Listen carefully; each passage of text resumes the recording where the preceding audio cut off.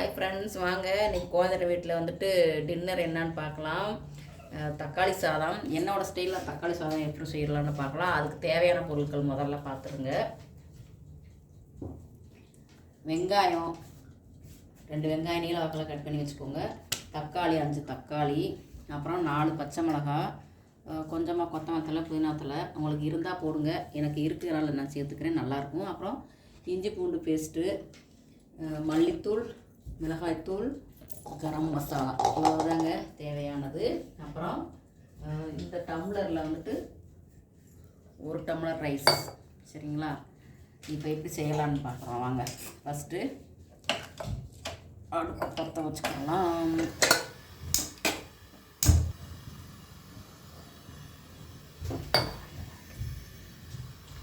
இப்போ குக்கர் வந்து சூடாயிடுச்சு. எண்ணெய் விட்டுக்கிறலாம். ஒரு 3 ஸ்பூன் எண்ணெய் விடுங்க.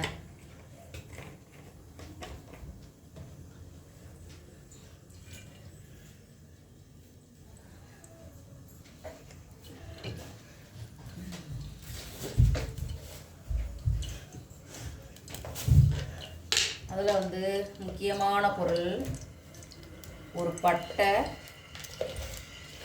ஒரு கிராம்பு,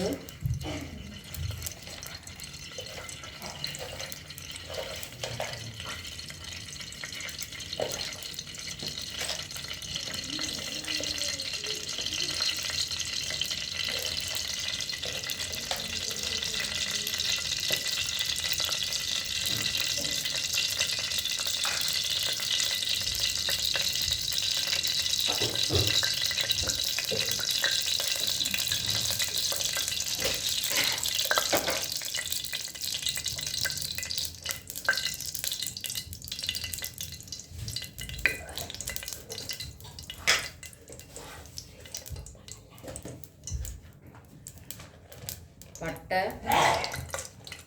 கிராம்பு, 2 ஏலக்காய், கொஞ்சம் பெருஞ்சீரகம், அது மட்டும் சேர்த்துக்கோங்க. சேர்த்ததுக்கு பிறகு வெங்காயத்தை போட்டுக்கோங்க.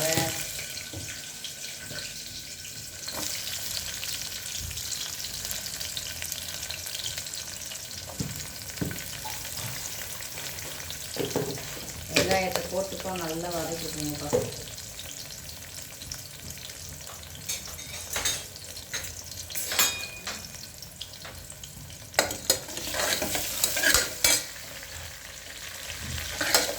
வெங்காயத்தை போட்டு நல்லா வதக்கிக்கோங்க.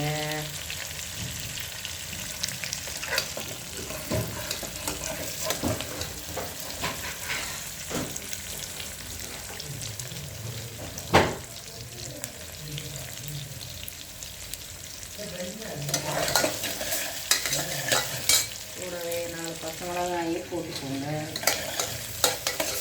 நல்லா வதங்கட்டும்.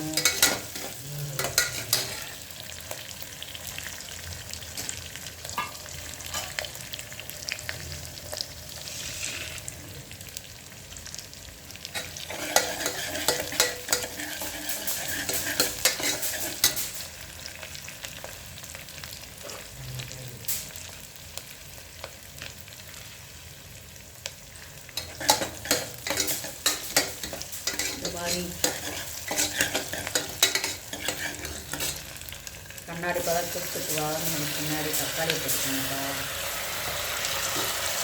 தக்காளியை போட்டு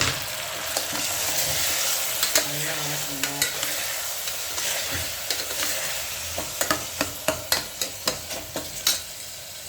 அதோட கொஞ்சம் கொத்தமல்லி கொஞ்சம் போட்டுக்கோங்க.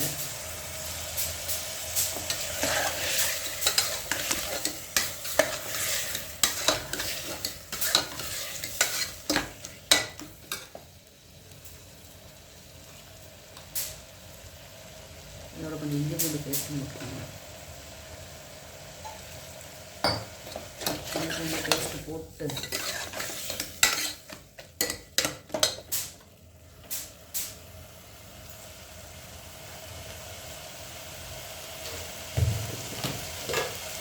தக்காளி கொஞ்சம் வதங்க வச்சு உப்பு சேர்த்து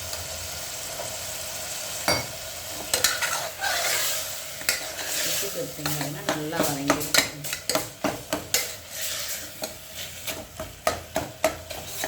இப்படி முழுசு முழுசாக இருக்கும்போது ரைஸ் போடக்கூடாது. இது நல்லா தக்காளி வந்துட்டு மசிய வதங்கிடணும்.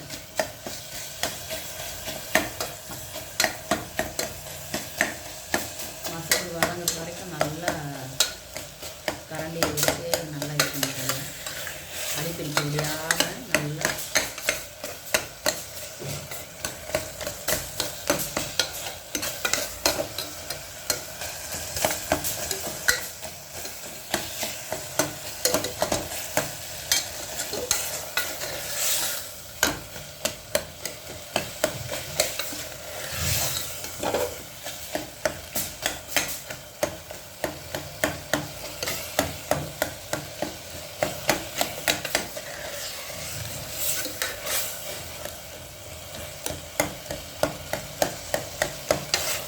நைட்டு ஏன் தக்காளி சாதம் பண்ணுறோன்னு கேட்டிங்கன்னா, காலையில் கம்மங்கூழ் சாப்பிட்டோமா, மதியமும் கம்மங்கூழ் சாப்பிட்டோம்.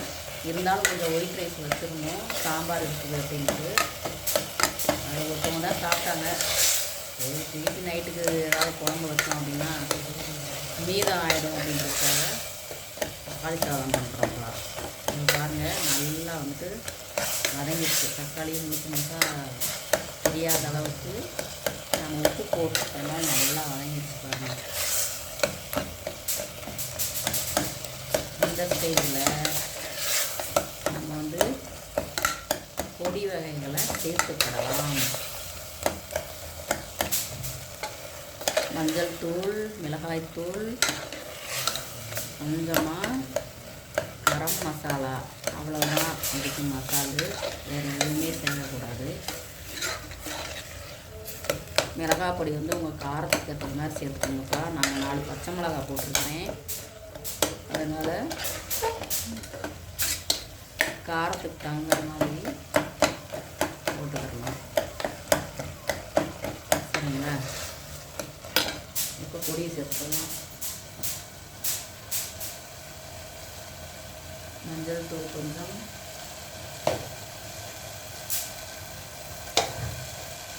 மிளகாத்தூள் வந்து இந்த ஸ்பூன் 1 ஸ்பூன் சேர்க்குறேன். அவ்வளோதான். அப்புறம் ஒரு 1/4 டீஸ்பூன் வந்து கரம் மசாலா சேர்க்குறேன்.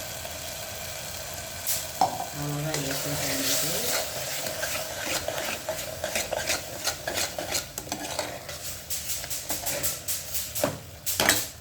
இப்போ மசாலா போட்ட உடனே அந்த டம்ளரில் 2 டம்ளர் தண்ணி ஊற்றிடலாம்.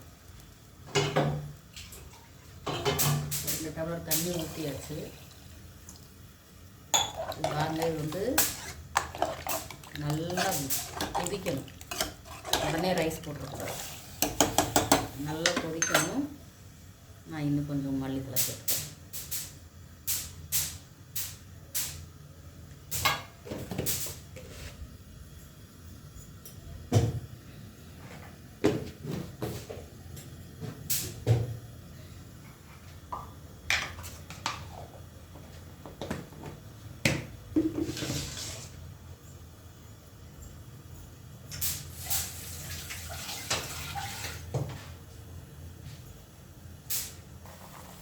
பாருங்கப்பா, அது நல்லா இப்போ கொதிச்சு வந்துருச்சு. இப்போ வந்துட்டு நம்ம ரைஸை வந்து சேர்த்துக்கலாம்.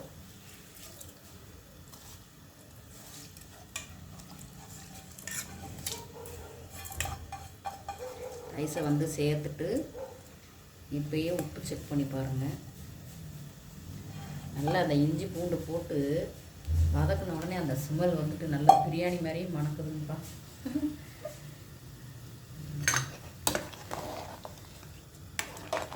கொத்தமல்லி தலை வேறு, புதினா தலை வேறு சேர்த்துருக்கோமா, தக்காளி சாதம் தான் யாரும் சொல்ல மாட்டாங்க. அந்த அளவுக்கு நல்லா மனம் வருது.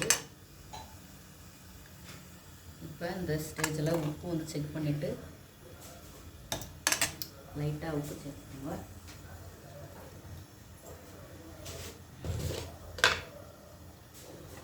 கொஞ்சம் உப்பு பத்தலை, சேர்த்தாச்சு.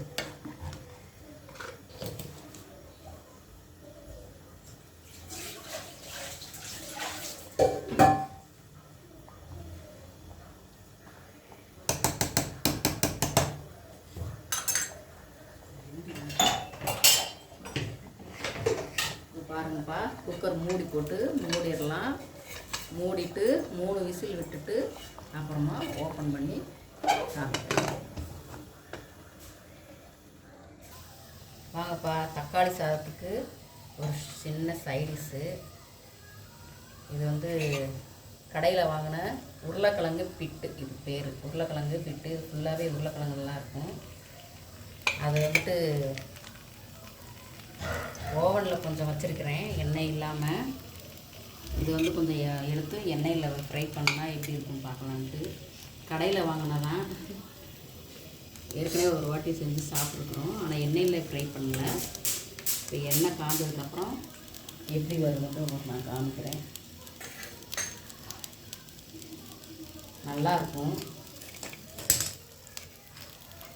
நீங்களும் உருளைக்கிழங்கு பிட்டு நீங்கள் இருக்கிற ஏரியாவில் கிடச்சி அப்படின்னா வாங்கி இது போல் ஃப்ரை பண்ணி சாப்பிட்டு பாருங்கள். ஓவன் இருந்தாலும் ஓவன்லேயே வச்சு சாப்பிட்லாம். ஓவனில் வந்துட்டு வெந்துருக்கு பாருங்கள்.